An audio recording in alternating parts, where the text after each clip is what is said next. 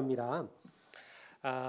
영원한 삶에 대한 갈망은 인간의 오래된 소망입니다.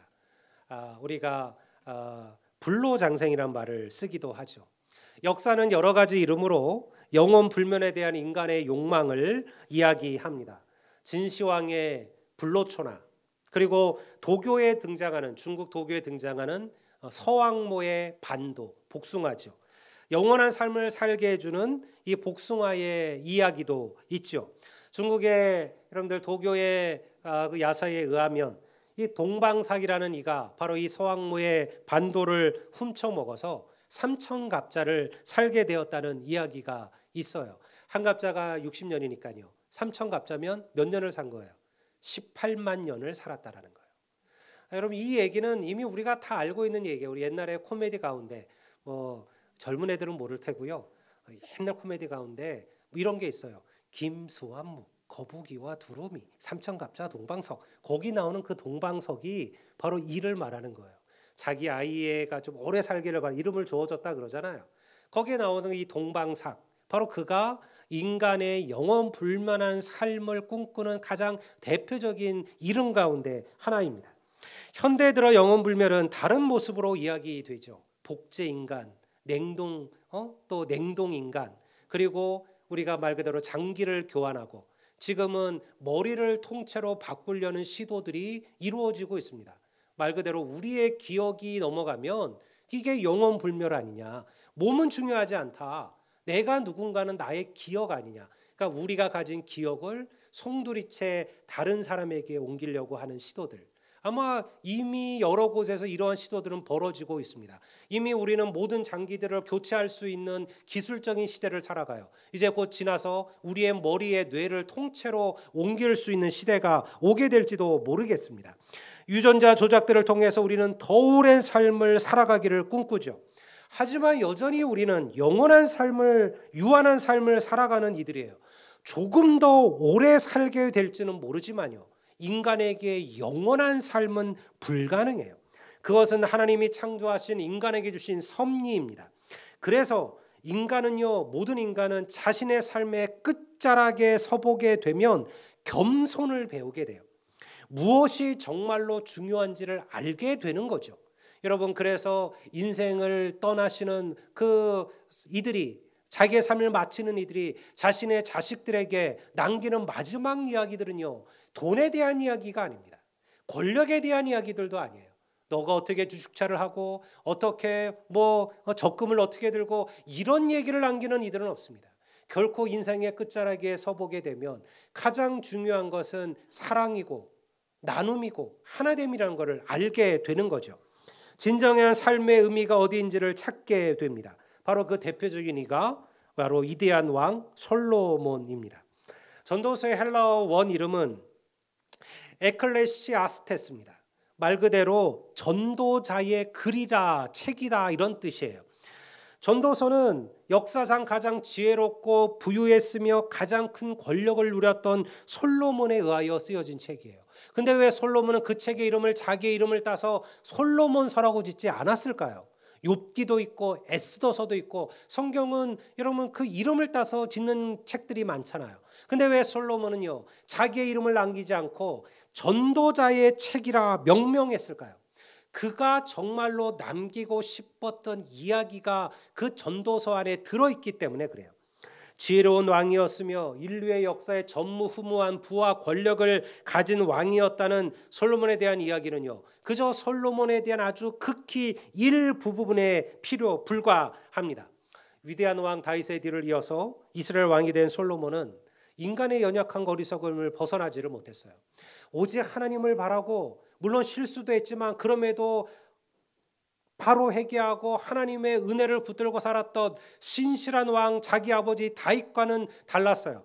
솔로몬은요 인간적인 방법과 수단으로 그의 왕국을 건설하려고 시도했습니다. 그 대표적인 방법이 정락결혼이었죠. 그래서 솔로몬의 왕비는 700이고 그의 후궁이 300이었다라고 성경이 기록하잖아요. 그것은 그가 정략결혼을 통해서 왕국을 유지했다는 것을 보여주는 거예요. 문제는요, 이 이방의 왕비들이 들어오면서 그들이 각자 가지고 있었던 이방의 신 우상들을 가지고 왔고요. 결국 솔로몬 역시 하나님을 떠나 이방의 신들을 섬기는 패역을 저지르게 되었다라는 겁니다. 그것을 기록하고 있는 성경이 열왕기상 11장 9절이에요. 제가 한번 읽어보겠습니다. 솔로몬이 마음을 돌려 이스라엘의 하나님 여호와를 떠남으로 여호와께서 그에게 진노하시니라. 왜 솔로몬이 하나님께로부터 자신의 마음을 돌린 것일까요? 이유는 간단해요. 그가 가진 부와 권력과 세상적인 즐거움이 그로 하여금 하나님을 떠나게 만든 거예요. 제가 이번 특별 새벽기도 통해서도 그런 말씀을 나누었어요. 우리가 고난 중에 있을 때, 환난 중에 있을 때 성도들이 어려워지는 게 아니다, 무너지는 게 아니다. 항상 우리의 믿음은 우리가 잘 나갈 때, 우리가 성공했을 때, 우리가 부유해졌을 때, 우리가 살만해졌을 때, 그때 성도들은 넘어지고 쓰러지게 마련이다. 왜냐하면 그때가 되면 그들이 가진 물질이 그들의 하나님이 되고, 그들의 권력이 그들의 하나님이 되고, 그들이 가진 쾌락이 그들의 하나님이 되는 거예요. 그래서 하나님을 떠나는 거죠. 여러분, 이것이 인생이 보여주는 비슷한 패턴이에요. 하나님이 없어도 그가 가진 힘과 능력이 능히 그를 지킬 것이라 솔로몬은 그렇게 믿었다는 거예요. 그러니 하나님을 떠나게 되는 겁니다. 그랬던 그가 인생의 끝자락에 가서야 비로소 다시 하나님을 찾게 됩니다. 그가 가진 부유함이나 권력이나 지혜가 죽음 앞에 아무것도 아니라는 것을 깨닫게 된 거예요.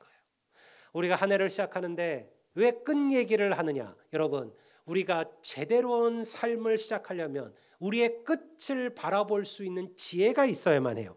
전도서 1장 2절을 보면 솔로몬의 고백이 여기서 나오는 거예요. 우리가 전도서에서 가장 잘 아는 구절 하나 아닙니까? 전도자가 이르되 헛되고 헛되며 헛되고 헛되니 모든 것이 뭐하도다? 헛되도다. 우리가 전도서의 대표적인 구절이잖아요. 모든 것이 헛되다고 고백하는 솔로몬이 아니 이 헛된 책을 왜 썼을까요? 그의 지혜도 헛된데 그가 남겨진 이 책이 무슨 의미가 있다고요? 솔로몬은 왜 어렵게 이러한 책을 썼을까요? 그가 유일하게 발견한 헛되지 않은 한 가지를 후세 사람들에게 알려주고 싶었던 거예요. 그것이 바로 솔로몬이 쓴 전도서의 목적이고, 그래서 이 책을 전도서라 부르는 겁니다. 오늘 우리가 읽은 3장 1절의 말씀을 제가 한번 보겠습니다. 제가 한번 읽어볼까요? 읽어보겠습니다. 하나님이 모든 것을 지으시고 때를 따라 아름답게 하셨고 또 사람들에게는 영원을 사모하는 마음을 주셨느니라. 그러나 하나님이 하시는 일의 시종을 사람으로 측량할 수 없게 하셨도다. 제가 공동 번역으로 한번 다시 읽어드릴게요. 하나님은 모든 것을 때를 따라 아름답게 만드시고 사람에게 영혼을 사모하는 마음을 주셨다. 그러나 사람은 하나님이 하시는 일을 처음부터 끝까지 이해할 수가 없다. 이게 지금 전도서에서 솔로몬의 이야기예요. 솔로몬이 인생의 끝자락에서 고백하는 것은 이런 거예요. 세상의 모든 것이 다 하나님의 때를 따라 움직이고 역사한다는 거예요. 믿으시기를 주의 이름으로 축원합니다. 하나님께서 모든 것을 때를 따라 아름답게 하셨다. 이게 얼마나 놀라운 고백인지를 모릅니다. 우리는 때로 영원히 나의 때가 오지 않을 것처럼 생각하고 낙심할 때가 있어요. 언제까지 기다려야 할지, 그리고 기다리면 이루어질지, 보이지 않는 희망을 가져야 되는지 회의가 들 때가 있죠. 여러분, 한겨울을 생각해 보세요. 겨울 내내 땅은 꽁꽁 얼어붙어 있습니다. 봄에 가을에 그렇게 아름다운 꽃들과 그리고 아름다운 그런 잎들을 내었던 파릇파릇한 모든 것들은 다 떨어지고 다 죽고 다 마르고 다 사라져 버린 것 같아요. 혹한의 추위 속에 모든 것이 얼어붙고 죽어갑니다. 땅은 황폐해지고 삭막해지죠. 하지만요, 그건 우리가 눈에 보이는 것만 보는 거예요. 그 땅 속에서는 새로운 것들이 그들의 때를 기다리고 있죠. 혹한의 추위를 거치면서 씨앗들은 따뜻한 봄을 기다리고 때가 되면 싹을 내고 자라고, 그리고 또다시 아름다운 열매와 아름다운 꽃과 열매를 피우고 맺게 될 줄을 믿습니다. 그들이 하는 게 아니에요. 하나님께서 세상 모든 만물에 하나님의 때와 하나님의 법칙을 새겨 놓으신 거예요. 때가 되면 자연은 그 하나님의 법칙에 따라 그 아름다움을 드러내시는 거예요. 여러분, 우리의 인생도 그러함을 믿으시기를 주의 이름으로 축원합니다. 세상의 모든 것들이 그 때가 있듯이 믿음도 하나님의 때를 기다리는 거예요. 왜 이렇게 더딜까 생각할 수가 있어요. 평생 내 남편, 내 아내, 내 자식을 위해서 기도했는데 왜 하나님은 아직도 내 기도에 응답하지 아니하실까? 내 가족을 구원하는 일은 어려운 것인가, 힘든 것인가? 낙심하지 마세요. 여러분, 하나님의 때가 있을 거예요. 아니, 여러분, 내 대 끝나지 않으면요, 하나님은 또 다른 누군가를 통해서도 하나님께서 택한 자들을 반드시 구원하여 주실 줄로 믿습니다. 문제는요, 우리가 그것을 알지 못한다라는 거예요. 하나님께서 그것을 어떠한 방법으로 이루실지를 모른다라는 거예요. 그래서 우리는 낙심하고 절망하는 거예요. 하나님은 하시는 일의 끝과 시작을 우리로 이해할 수 없도록 만드셨다라고 성경은 이야기합니다. 왜 그럴까요? 우리는 영원을 사모하는 존재이기는 하지만 그러나 영원을 살아가는 존재는 아니에요. 우리가 영원을 살아간다면 하나님의 뜻, 하나님의 일들이 어떻게 내 삶 속에 이루어진지를 볼 거예요. 하지만 우리는 영원한 삶을 살지 못해요. 그저 우리는 우리 눈앞에 펼쳐진 것들만 이해하는 거죠. 우리의 삶이 어떻게 시작되고 어떻게 끝날 것인지, 어느 때 하나님이 역사하실지 우리는 알지 못합니다. 그것은 우리의 능력 밖에 있는 거예요. 그렇기 때문에 오히려 우리는 소망을 품고 희망을 갖는 거예요. 아브라함을 생각해 보세요. 그는 하나님의 약속을 듣고 아비의 집, 본토와 아비의 집을 떠나 낯선 땅으로 들어갑니다. 하나님께서 뭐라고 약속하셨어요? 네가 밟는 모든 땅을 너에게 줄 것이며 너의 자손이 하늘의 별처럼 바다의 모래알처럼 많아질 것이라 그렇게 약속하셨죠. 그의 자손을 통하여 모든 민족이 복의 복을 받을 것이다. 복의 통로가 될 것이다. 그렇게 말씀하셨어요. 그런데요, 아브라함이 세상을 떠날 때 이 약속이 이루어졌던가요? 분명히 하나님께서 그가 밟는 모든 땅을 주신다 약속하셨는데요. 아브라함이 세상을 떠날 때 아브라함에게 남겨진 땅은요, 그와 그의 아내가 묻히는 무덤, 막벨라굴, 그게 그가 가진 가나안 땅의 전부였어요. 그의 자식은요, 이스마엘과 이삭밖에 없었어요. 그러니 아무것도 이루어지지 않은 것처럼 보였어요. 그러나 하나님의 때는요, 더 흘러가고 있었습니다. 때가 되었습니다. 모든 것이 이루어졌습니다. 그의 후손 이삭과 야곱을 통하여 12지파가 세워졌습니다. 그리고 이스라엘의 민족이 이루어졌습니다. 가나안 땅이 그의 민족의 그의 후손의 땅이 되었죠. 더 나아가 그의 후손 가운데 예수 그리스도가 오셔서 모든 민족과 족속들로 하여금 놀라운 구원의 복을 얻게 하는 하나님의 구원의 역사가 완성되었다는 거예요. 아브라함은 그저 그 시작만 잠깐 보았을 뿐이에요. 그는 영원한 삶을 살지 못하니까요. 하지만 하나님은 하나님의 뜻대로 그 모든 것을 이루셨어요. 이것이 하나님이 하시는 일의 시종을 우리가 이해할 수 없다라는 거예요. 하나님께서 이해할 수 없는 일을 하신다라는 것이 아니라 우리의 연약함이 하나님의 큰 능력을 다 알 수 없다라는 얘기예요. 하나님의 백성들은 이것을 믿어야 해요. 비록 지금 우리의 시작은 미약하나 할지라도 하나님은 창대하게 하시는 분이심을 믿으시기를 바랍니다.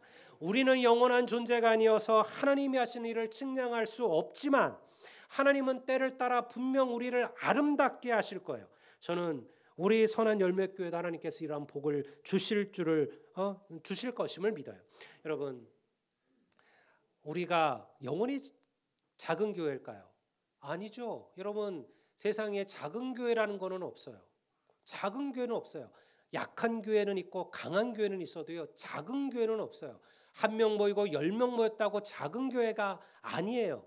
여러분, 우리가 하나님 우리에게 필요하시는 거, 하나님이 우리를 통하여 이러한 역사를 이루셔요. 여러분, 우리는 약해도, 우리는 작아도 여러분들 강한 교회, 강건한 교회, 능력 있는 교회가 될 줄을 믿습니다. 작아도 하나님을 기쁘시게 하는 교회가 되시고 부족해도 나누고 베푸는 교회가 되십시오. 반드시 하나님께서 반드시 하나님의 때 하나님의 교회 놀라운 복을 허락해 주실 것임을 믿습니다. 14절을 보면 전도자가 이런 이야기도 해요. 하나님이 하시는 모든 일은 한결같아서 누가 보탤 수도 없고 뺄 수도 없다. 사람은 하나님이 하시는 일을 보고 다만 그의 앞에서 두려움을 느낄 수밖에 없음을 나는 깨달았다. 두려움을 느낀다라는 이 고백, 이게 아주 중요한 고백이에요. 이 두려움은 그냥 인간이 어떤 걸 보고 놀라는 그 두려움의 감정을 이야기하는 게 아니라 지금 이 솔로몬이 말하는 이 두려움은 우리가 이해할 수 없는 일에 대한 경외함과 그리고 놀라움이에요. 이것이 바로 이 솔로몬이 말하는 두려움이에요.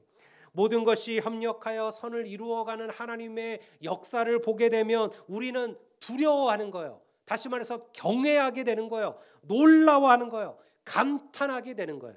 여러분, 이 감탄이 바로 예배인 줄로 믿습니다. 우리가 올해 가장 중요한 교회 목표를 영적 감동이 있는 예배라 잡았어요. 우리가 이제 2월부터 예배를 조금씩 바꿔가려고 해요. 여러분, 그 변화를 두려워하실 필요도 없고 불편해하지도 마셔요. 그냥 우리는 항상 해왔던 것이 익숙해요. 근데 문제는 뭐냐면 해왔던 것이 익숙해지면 더 이상 감동을 느낄 수 없다라는 거예요. 그래가지고 여러분, 요즘에 여러분 백화점을 한번 가보세요. 백화점에 그 뭐라 그래야 되나요? 인테리어라 그래야 되나? 이 쇼윈도라 그러나요? 여러분, 그것이 1년 내내 똑같은가요? 그런 백화점은요, 장사가 안 돼요. 백화점들은 끊임없이 바꿔요. 부스를 바꾸고 위치를 바꾸고 동선을 바꾸고 사람들랑 계속 낯선 느낌을 받게 만들어요. 그래야 사람들은 새로움을 경험하는 거예요. 예배도 그러합니다. 여러분, 우리가 매일 앉는 자리, 여러분들 우리 자리 지금 딱 정해져 있잖아요. 딱 여기 항상 그 자리. 이게 좋은 점도 있어요. 딱 보면 누가 안 왔는지가 한눈에 들어와요. 딱 보면 비었네? 안 계시 오늘 안 오셨구만. 이게 한눈에 들어온 즐거움도 있지만요. 여러분, 이런 것들이 익숙해져 버리기도 해요. 그냥 항상 그 자리. 그러다가 만약 누군가 그 자리에 앉았다? 짜증이 나요. 이게 내 자리인데. 여러분, 교회에 내 자리는 없어요. 여러분, 빈자리, 앞자리, 새로운 자리, 새로운 성도의 옆, 새로운 사람의 옆. 여러분, 그 자리가 감동이 있는 자리가 될 줄을 믿습니다. 이것이 예배예요. 우리는 예배를 감탄하는 거예요. 예배는 감탄이 있어야 돼요. 나를 구원하신 하나님의 은혜에 감탄하고요. 그리고 우리를 향하여 놀라운 역사를 이루어 가시는 하나님에 대하여 감탄하고요. 나 같은 죄인을 향한 주님의 은혜 앞에 감탄하셔야 돼요. 여러분, 이 자리에 예배할 때마다 우리의 입에서 감탄이 흘러나와야 돼요. 그것이 예배예요. 그래야 감동이 되는 예배가 되는 거예요. 여러분, 찬송 하나하나는요, 감탄이에요. 왜 찬송해요? 듣기 좋으라고요? 그냥 우리끼리 듣기 좋으라고 찬송하는 게 아니에요. 이거는 감탄이에요. 하나님을 향한 나의 감탄을 우리는 찬송을 통하여 표현하는 거예요. 이 찬양 하나하나, 곡조 하나하나를 통하여 하나님, 내가 얼마나 하나님의 은혜를 감탄하는지요, 내가 얼마나 하나님의 역사를 감탄하는지요, 하나님께서 내 삶에 이루신 이 놀라운 역사를 내가 얼마나 감격하는지요. 여러분, 이것이 바로 우리의 찬송이에요. 그러니 여러분, 찬송만큼 하나님을 기쁘시게 하는 게 없는 거예요. 우리의 예배가 그렇게 찬송에 정말 감탄할 수 있는 찬송과 그리고 감탄의 기도가 함께 가는 예배가 될 겁니다. 그러니 여러분, 하나님께서 오늘도 우리를 위하여 이 같은 일을 하고 계시는 거예요. 나의 삶 속에 일어났던 수많은 도움과 손길들은 그저 우연이었을까요? 의미 없는 일이었을까요? 아니요. 하나님의 때가 무르익은 거예요. 때가 돼서 하나님께서 그런 일들을 우리에게 이루시는 거죠. 하나님께서 다 때를 따라 역사하고 계심을 믿으시기를 바랍니다. 이 하나님 앞에, 이 하나님의 역사 앞에 하나님을 경외하는 것, 이것이 믿음이요, 이것이 예배요, 이것이 찬송이요, 이것이 기도예요. 우리에게는 모든 것이 새롭고 어렵고 낯설어 보여도 영원하신 하나님에게는요, 새로운 것이 없어요. 하나님에게는 이미 있었던 것이며 여러분들 앞으로 있을 것이며 알았던 것이며 알고 계신 것들이에요. 이 고백이 15절 전도자의 고백이에요. 제가 읽어보겠습니다. 이제 있는 것이 옛적에 있었고 장래에 있을 것도 옛적에 있었나니 하나님은 이미 지난 것을 다시 찾으시느니라. 우리에게는 막막한 미래처럼 보여요. 이 한 해 동안 어떠한 일들이 내 삶에 찾아오게 될지 우리는 모르잖아요. 우리에게는 암담한 현실 같아요. 근데 하나님에게는 그렇지 않다는 거예요. 하나님은 다 알고 계시다라는 거예요. 이 고백은 현재든 미래든 하나님께 아무것도 아니라는 겁니다. 때가 되면 하나님은 역사하시고 일하실 것을 말하고 있어요. 우리는 약하나 하나님은 강하시며 우리는 유한하나 하나님은 영원하심을 믿으시기를 주의 이름으로 축원합니다. 그러나 여러분, 낙심하지 마시고 마음이 무너지지 마세요. 보이지 않는 미래 때문에 너무 염려하고 너무 걱정하실 필요도 없어요. 여러분, 지금은 모든 것이 어려워 보여요. 근데 인생을 한번 쭉 보세요. 여러분의 삶 속에도 그런 순간들이 얼마나 많으셨던가요? 근데 지나와 보면 그거 그렇게 별거 아니었구나. 그때는 그렇게 힘들었지만 그러나 그게 그렇게 큰일이 아니었구나. 그게 오히려 내게 축복이었구나. 그때 그 일이 내게는 고난이었지만 지나가 보니 내게는 그것이 축복이었구나. 여러분, 고작 100년을 사는 우리도 여러분 그러한 은혜를 알게 된다면 영원을 사시는 하나님 앞에 여러분 우리의 삶을 맡길 만한 가치가 있지 않겠습니까? 사랑하는 성도 여러분, 오늘 이 말씀을 기억하시고 붙드시기를 바랍니다. 우리는 새로운 한 해를 시작합니다. 어떠한 일들이 우리 앞에 펼쳐질지 우리는 알지 못합니다. 그러나 어떠한 일이라 할지라도 하나님의 뜻대로 때가 되면 이루어질 것임을 믿습니다. 온 힘을 다해 하나님을 경외하시며 살아가십시오. 예배 여러분들의 전부를 거십시오.